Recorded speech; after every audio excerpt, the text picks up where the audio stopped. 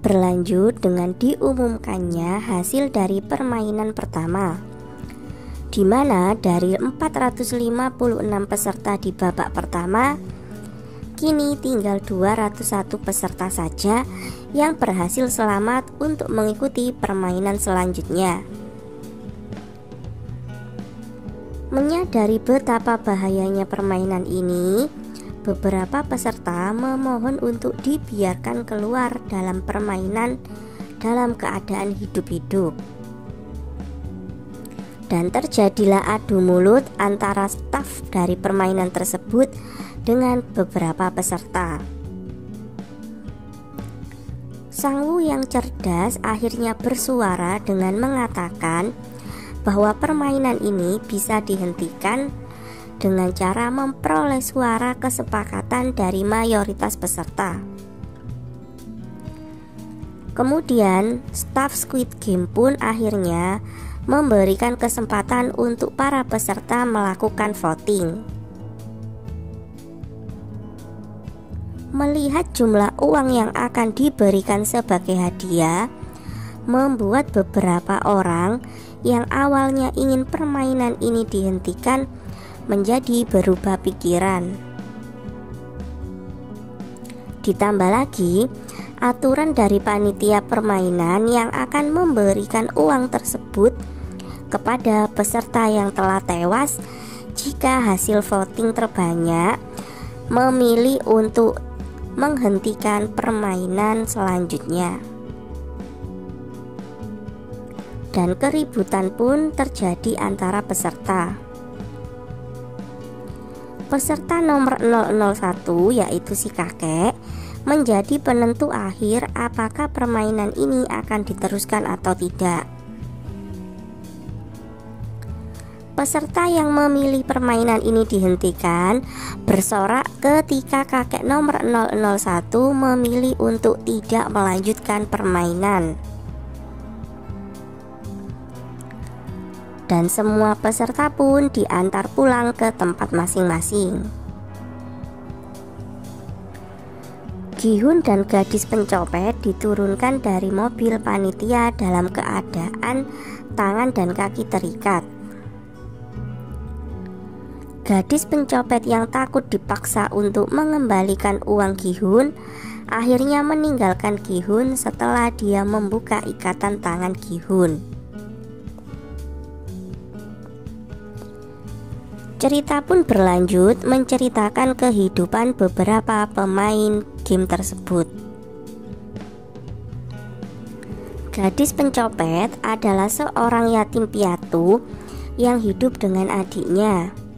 Namun karena masalah ekonomi, dia pun memilih untuk meninggalkan adiknya di panti asuhan.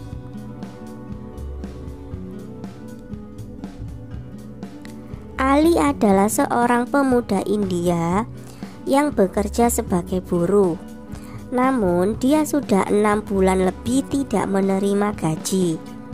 Sedangkan dia sangat membutuhkan uang tersebut untuk pengobatan dirinya dan menafkahi anak istrinya.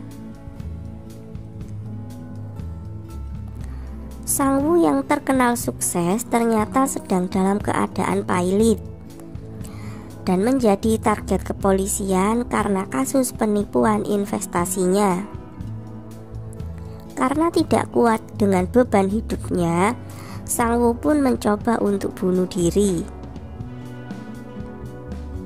Sementara itu, Gi-hun harus menerima kenyataan bahwa ibunya sedang sakit diabetes parah dan membutuhkan biaya untuk operasi. Gi-hun mencoba meminjam uang kepada mantan istrinya.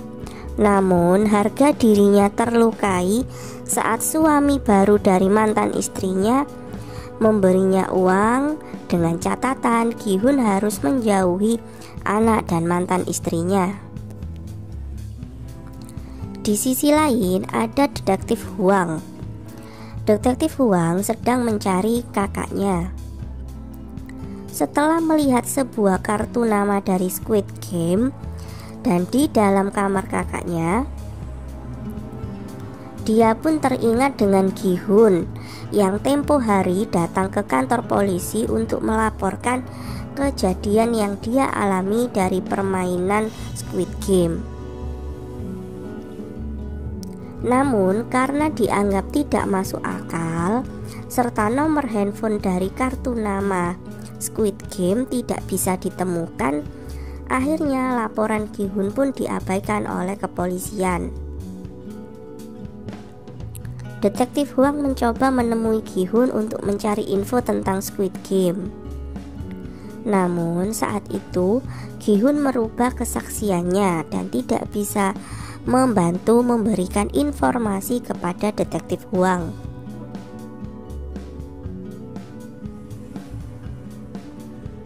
Gi-hun bertemu dengan kakek nomor 001 di sebuah minimarket.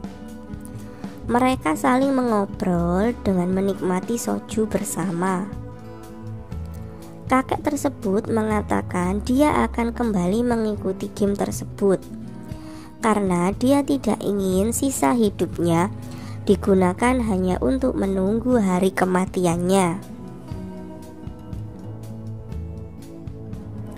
Skin pun kembali memperlihatkan setiap peserta mendapatkan pesan untuk mengikuti permainan itu kembali.